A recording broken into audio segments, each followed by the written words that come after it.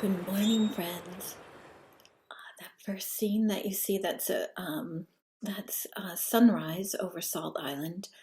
The sun is creating a greater arc as we get closer to the summer solstice. So it's been rising behind Salt Island all week, and it looks beautiful, making some very beautiful effects. Um, Another thing I saw this morning that was so beautiful, very unexpected. I heard the sound of the Q Q from overhead, and it was a pair of ospreys hunting, and one swooped, or really just plunged straight down and came back up with a skate. It was pretty far off, but I did get some snapshots. I wonder how everybody's doing. I think this has been the hardest coronavirus week so far. So many have lost loved ones, and it's just very heartbreaking to see, especially since we can't physically comfort our friends or hold them. I'm sending much love and prayers to my family of friends who are suffering so much. Let's see. I think we're all grappling with issues of loneliness and isolation. So for me and for a bunch of my neighbors, it was very sweet to celebrate Nicole Duckworth's birthday. Um, her husband, Ken Duckworth, organized a birthday parade, and there were, I don't know, at least 50 cars, and people had decorated their cars and were tossing out roses, and it was just really lovely.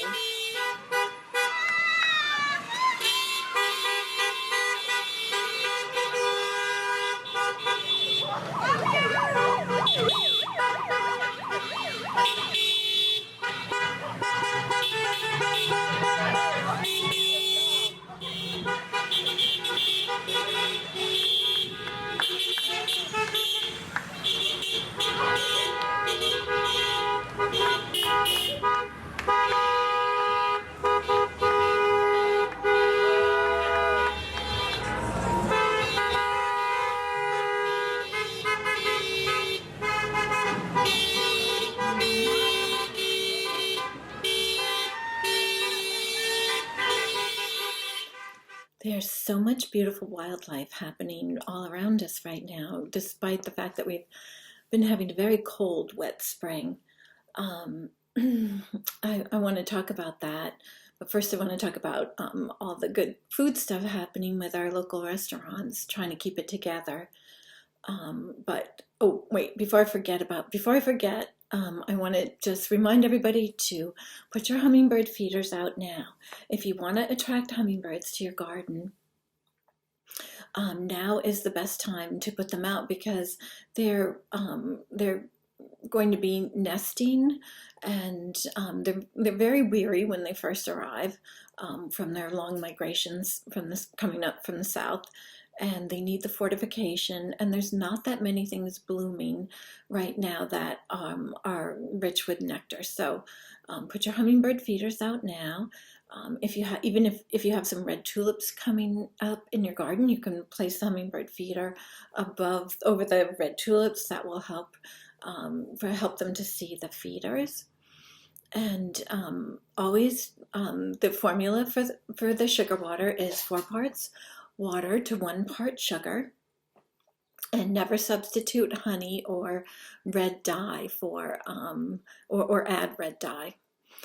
So anyways, I just want to talk a little bit about some of the great things that are going on with our local restaurants and vendors. Fisherman's Wharf, Gloucester, who I've been posting about since March, has added flounder to their fantastic curbside pickup routine. So check that out. It's really good. I think it's $10 a pound, which is really good price for gray sole flounder. Let's see, this past Saturday, yesterday was the first day of the Rockport Virtual Farmers Market. And then also I posted the most up-to-date list from the chamber. It covers all 4 towns and it covers the list that I posted. There are other lists going around, but the list that I posted is the curbside pick up to go delivery list of all the different restaurants in the 4 towns of Cape Ann. And then also there's a great Facebook page called Gloucester Bites, and that the readership on that is growing daily. And that is gives you lots of up to the minute news about local restaurants that are open, and it's so important to support our local restaurants right now. Let's see. Oh, we went to, here, I want to show you this. This is Allie's little, can you see? This is Allie's Beach Street Cafe, little to-go menu, but you can find it all online. This week, Tom and I had a quiet dinner at home without, well, every night's at home, but I mean, without Charlotte and Alex, it was extra quiet. And I had the beef stroganoff, which was to die for. And I put up a post with some photos of that, and I'll link to that as well. It's just tasted so home cooked and so wonderful. It was an especially cold, damp day that we had this yummy dinner on, so it was really, really nice. My friend Heidi Dallin from the Gloucester Stage Company, she sent information over about Turner's Seafood Market, and they have great fresh fish, but they also have a nice line of to-go things as well, including oysters Rockefeller.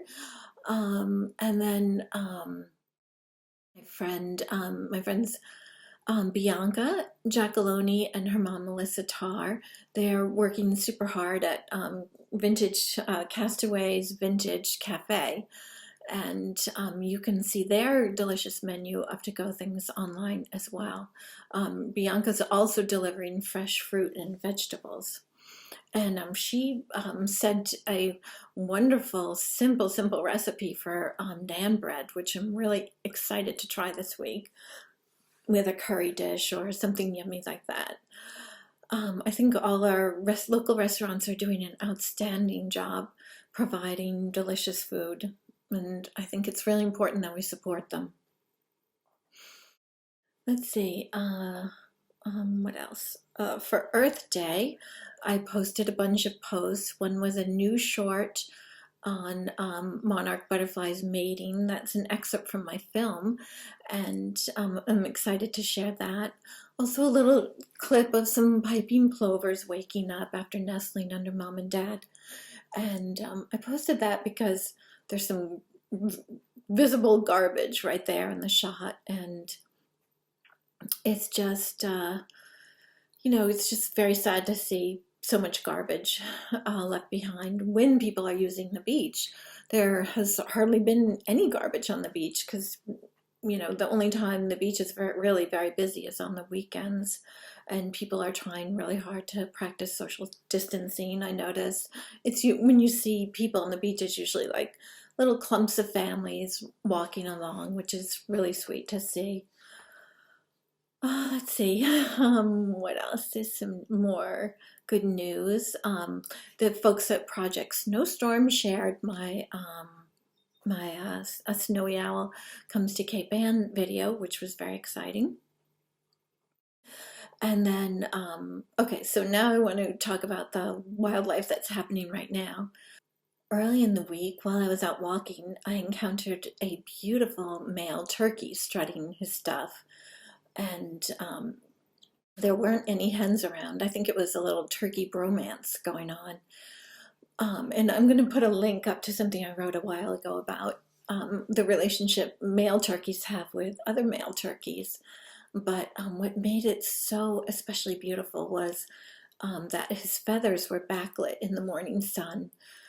It was also a little spooky because there was a coyote lurking in the background. And I think because I was there filming the coyote, I think I sort of foiled his breakfast plans because he seemed so interested in those turkeys And I do know coyotes do eat turkeys. So, but anyways, I hope you enjoy that clip. It was just so beautiful to see the turkey's feathers in the morning light. Turkeys are everything's beautiful about them except their little faces. They really only have a face a mama could love.